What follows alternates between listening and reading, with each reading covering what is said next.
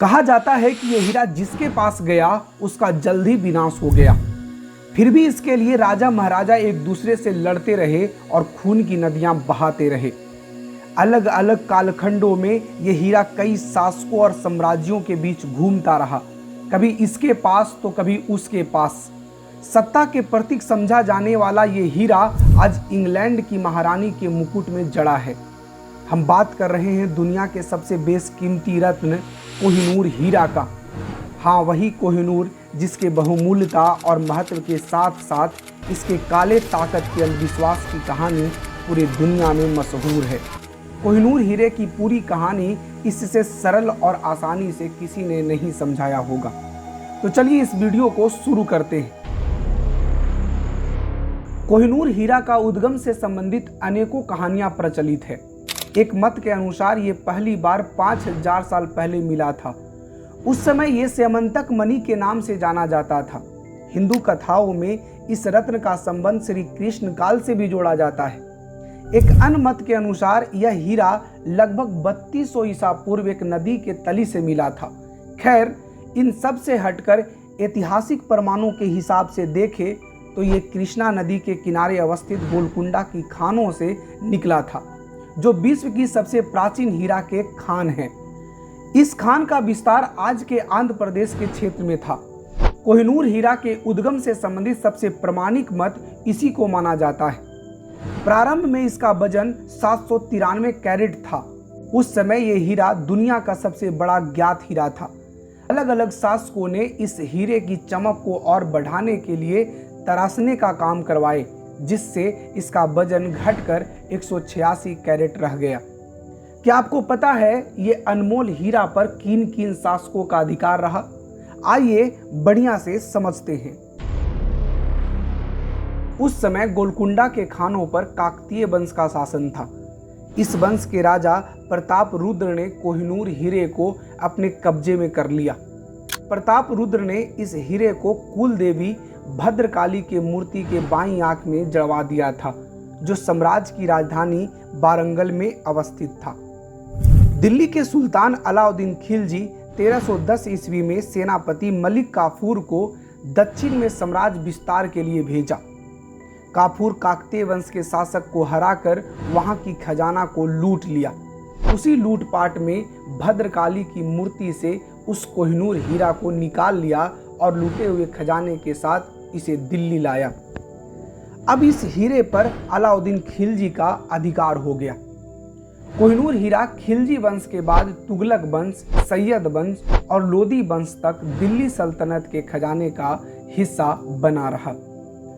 1526 ईस्वी में बाबर और इब्राहिम लोदी के बीच पानीपत का युद्ध हुआ, जिसमें इब्राहिम लोदी की करारी हार हुई।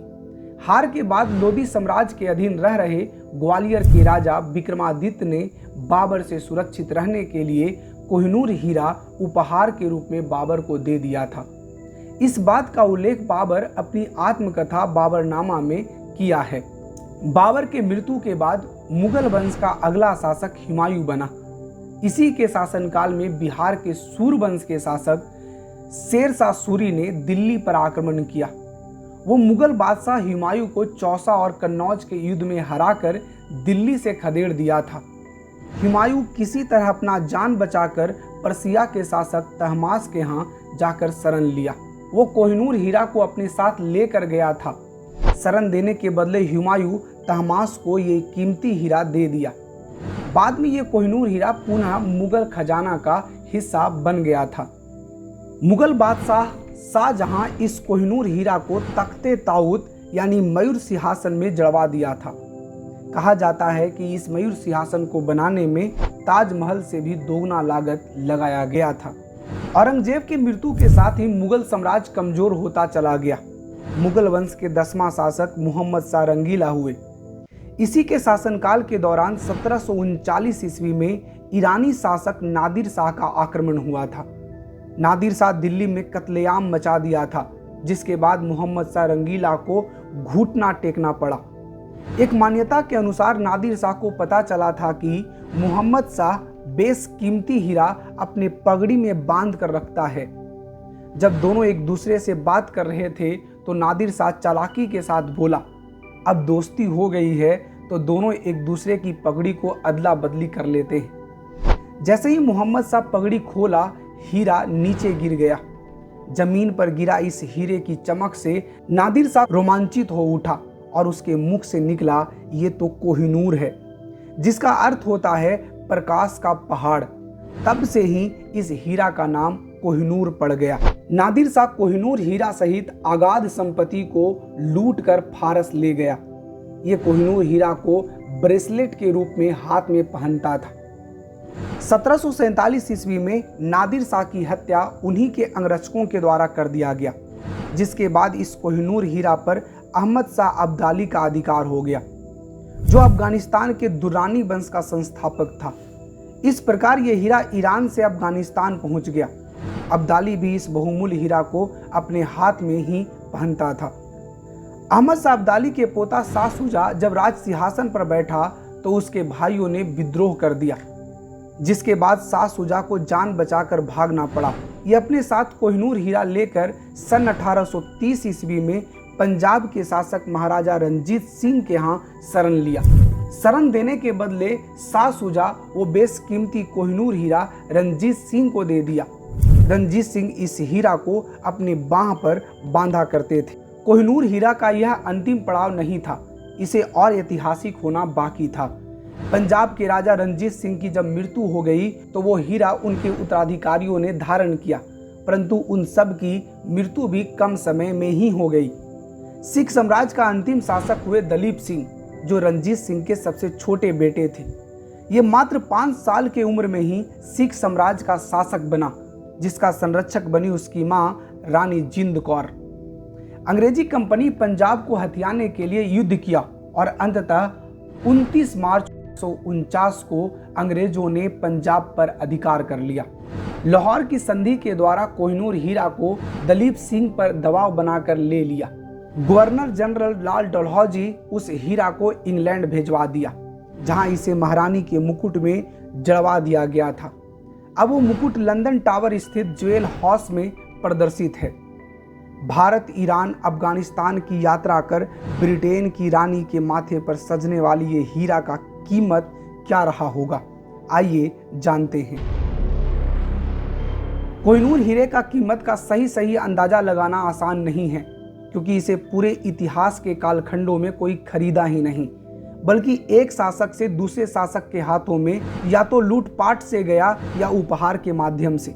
एक बार जब शाह शुजा की पत्नी से इस हीरे का कीमत पूछा गया था तो वो बताई थी कि यदि दुनिया के सबसे ताकतवर आदमी 4 पत्थरों को चारों दिशाओं में फेंके और एक पत्थर ऊपर की ओर फेंके तो जितना एरिया कवर होगी उतना में यदि सोना को भरवा दिया जाए तो भी उसका मूल्य कोहिनूर हीरे के मूल्य के बराबर नहीं होगी। बाबर ने भी इस हीरे का मूल्य के बारे में बोला था कि ये पूरे दुनिया के लोगों को 2 दिन तक के पेट भरने का खर्चा उठा सकता है। कोहिनूर हीरा के लिए राजाओं ने ना जाने कितने लाशें बिछा दिए, लेकिन ये हीरा कई राजाओं के लिए दुर्भाग्य साबित हुआ। मान्यता था कि कोहिनूर हीरा जितना बहुमूल्य है उतना ही काला ताकत से भरपूर है। इसके बारे में कहा जाता है कि कोहिनूर का स्वामी संसार पर राज करने वाला तो बनेगा, पर वो और उसका साम्राज्य जल्द ही नष्ट हो जाएगा। जिसने इसे धारण किया उसका और उसके साम्राज्य का विनाश भी जल्द हो गया। चाहे नादिर शाह हो, अहमद शाह अब्दाली हो, चाहे रंजीत सिंह हो, सबका विनाश जल्दी हो गया। ये भी मान्यता है कि यह पुरुष स्वामियों के लिए दुर्भाग्य व मृत्यु का कारण बनता है, वह स्त्री स्वामियों के लिए सौभाग्य लेकर आता है। यही कारण रहा कि इस हीरा को ब्रिटेन के महारानियों के मुकुट में लगाया गया। वहां अभी तक किसी पुरुष शासक ने इसे धारण नहीं किया। जब कोहिनूर हीरा को भारत से इंग्लैंड भेजा जा रहा था तो जिस जहाज से ये हीरा जा रहा था उस जहाज पर प्लेग फैल गया था। साथ ही उस जहाज को एक खतरनाक तूफान का सामना करना पड़ा था। ये घटना भी कोहिनूर के काला ताकत से जोड़कर देखा जाता है। आपको क्या लगता है, इस अंधविश्वास पर विश्वास करनी चाहिए? जब कोहिनूर हीरा इंग्लैंड पहुंचा तो 1850 में हाइड पार्क में एक विशाल प्रदर्शनी में ब्रिटिश जनता को इसे दिखाया गया था।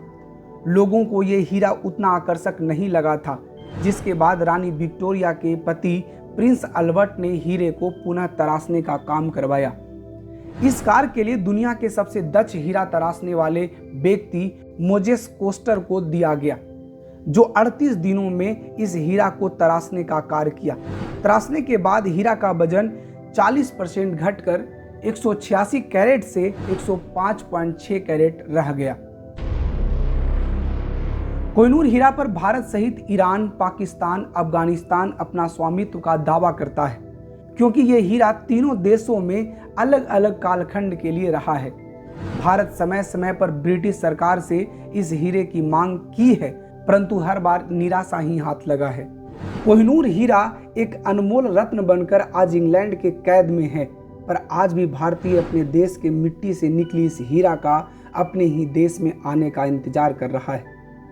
अपनी चमक से शासकों को मुंह लेने वाली ये रत्न की कहानी आपको कैसी लगी? यदि वीडियो यूजफुल लगी हो तो इसे लाइक और शेयर करें, साथ ही एक प्यारा सा कमेंट करें। थैंक यू, धन्यवाद।